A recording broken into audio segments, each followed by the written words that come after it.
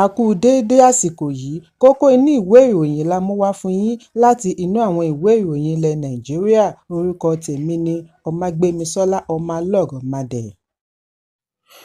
Mínísítà abẹ́nú Dókítà Olúbùnmi Túnjí-Òjó ti kéde òfin tí yóò pèsè àǹfààní owó oṣù ayérayé fún àwọn ọ̀gá-lọ́gàá lẹ́nu iṣẹ́ bíi Deputy Controller, Comptroller, Commandant General títí lọ sókè. Òfin yìí ni Ààrẹ Bọ́lá Tinubu bu ọwọ́ lù láti fi ṣe àlékún ìgbáyégbádùn àwọn òṣìṣẹ́ ìjọba.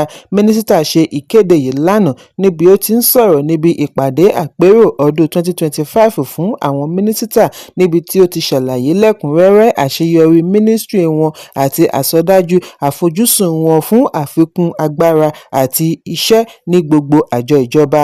Àfihàn yìí jẹyọ nínú àtẹ̀jáde tí adarí ìròyìn fún Federal Fire Service P.O. Abraham bu ọwọ́ lù lánàá lẹ́yìn ìpàdé. Mínísítà fi ìdùnnú rẹ̀ hàn sí Ààrẹ Tinubu fún àtìlẹ́yìn rẹ̀ gbogbo ìgbà, bí ó ti fìdí ẹ̀ múlẹ̀ wípé gbogbo àjọ ìjọba tí ó wà lábẹ́ mínísítírì ni wọ́n ń jẹ àǹfààní ìgbé ayé ọ̀tun. Túnjí-Òjó ṣàlàyé wípé àwọn ti yanjú gbogbo àwọn tí wọ́n lẹ́tọ̀ọ́ àti gba ìgbéga. Ó lé ní 50,000 òṣìṣẹ́ tí wọ́n ti gba ìgbéga láàrin ọdún méjì báyìí. Ẹ̀kúnrẹ́rẹ́ ìròyìn wà nínú ìwé ìròyìn Punch tó jáde lónìí. Ààrẹ ẹgbẹ́ òṣìṣẹ́ NLC Joe Ajaero ti rọ ìjọba àpapọ̀ àti ìjọba ìpínlẹ̀ kí wọ́n wo àwòkọ́ṣe lára ìpínlẹ̀ Imo láti lè ṣe àlékún owó oṣù òṣìṣẹ́ tó kéré jù fún àwọn òṣìṣẹ́.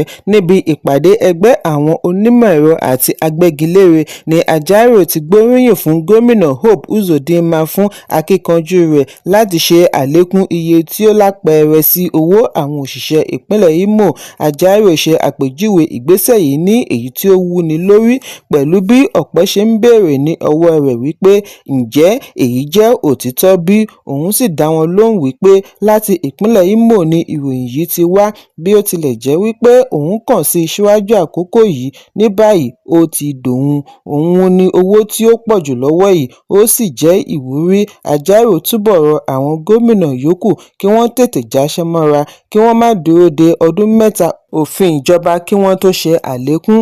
Ààrẹ òṣìṣẹ́ ní bí ìpínlẹ̀ yìí bá lè ní agbára àti san owó tí ó lé ní 1,100 náírà láì jẹ́ wípé ó jẹ́ ìpínlẹ̀ tí owó ti ń wọlé jùlọ, ó túmọ̀ sí wípé àwọn yòókù lè ṣe jù báyìí lọ. Ẹ̀kúnrẹ́rẹ́ ìròyìn wà nínú ìwé ìròyìn Punch tó jáde lónìí. Agbẹjọ́rò ajàfẹ́tọ̀ọ́ ọmọnìyàn Dèjì Adéyanjú ti sọ gbangba wípé òun yóò di ìbò òun fún Ààrẹ Bọ́lá Tinubu bí ẹgbẹ́ ìdàpọ̀ tí ADC ń darí bá yan Peter Obi gẹ́gẹ́ bí olùdíje du ipò ààrẹ níbi ìdìbò ọdún 2027. Adéyanjú sọ èyí níbi ó ti ń dáhùn ìbéèrè lórí ẹ̀rọ amóhùnmáwòrán Channels lónìí, níbi wọ́n ti béèrè bóyá ó mọ̀ọ́mọ̀ pẹ̀gàn Peter Obi. Láti bí ọjọ́ mẹ́ta sẹ́yìn ni fàákàjà àárín Adéyanjú àti Obi ti ń peléke sí i lẹ́yìn tí olóṣèlú ẹni ọdún 64 yìí lérí àti pé ajìjàǹgbara yìí lẹ́jọ́ lórí ẹ̀sùn ìbanilórúkọjẹ́ tí ó ṣe takò lórí ẹ̀rọ abánidọ́rẹ̀ẹ́ àti níbi ìfọ̀rọ̀wánilẹ́nuwò.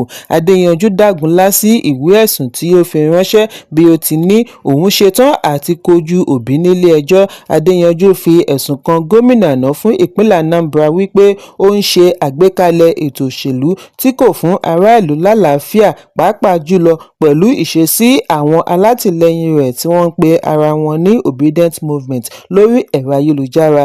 Adéyanjú ní a kò lè ní ẹni ń darí èrò tó ń dàlúrú lórí ẹ̀rọ ayélujára lẹ́ni tí kò lámúmọ́ra ìtakò criticism tó ń pe aráàlú lórúkọ oríṣiríṣi. Gbogbo ẹni tí kò bá ti ṣe àtìlẹyìn fún wọn ni wọ́n rí gẹ́gẹ́ bí ọ̀tá orílẹ̀-èdè tàbí ẹni wọ́n san owó fún. Èyí kì í ṣe ìjọba tiwantiwa. Agbẹjọ́rò yìí béèrè wípé ìfarajìn wo ló ti ṣe fún ìjọba àwaarawa. Ọ̀pọ̀ àwọn làwọn ti fi ẹ̀mí wọn jìn.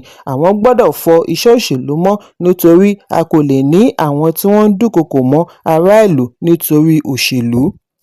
èyí ń wáyé bí sínátọ̀ Kabiru Garba Marafa tí ó sìn gẹ́gẹ́ bí alámòjútó ìpolongo ìbò fún Tinubu àti Shettima nígbà ìdìbò ààrẹ ọdún 2023 ṣe kéde ìkọ̀wé fipò sílẹ̀ rẹ̀ kúrò ní ẹgbẹ́ òṣèlú APC.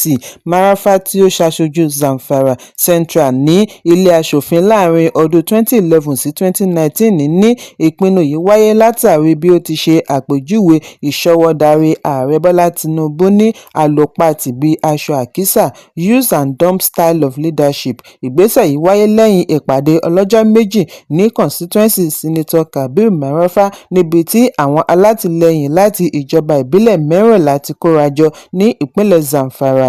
Lẹ́yìn ìpàdé ní ẹgbẹ́ yìí fi àtẹ̀jíṣẹ́ léde níbi tí wọ́n ti fi ẹ̀hónú wọn hàn wípé pẹ̀lú àtìlẹyìn wọn fún ìṣèjọba Tinubu láti dórí ipò, níṣe ni ó já wọn jù sílẹ̀. Wọ́n ṣe ìrántí bí Marafa ṣe fi dá Tinubu lójú nígbà ìpolongo ìbò ọdún 2023 wípé Tinubu kò nílò àti ṣe àbẹ̀wò sí Zamfara nítorí gbogbo ìbò ìpínlẹ̀ làwọn máa kó fún un. Wọ́n sì mú ìlérí wọn ṣẹ.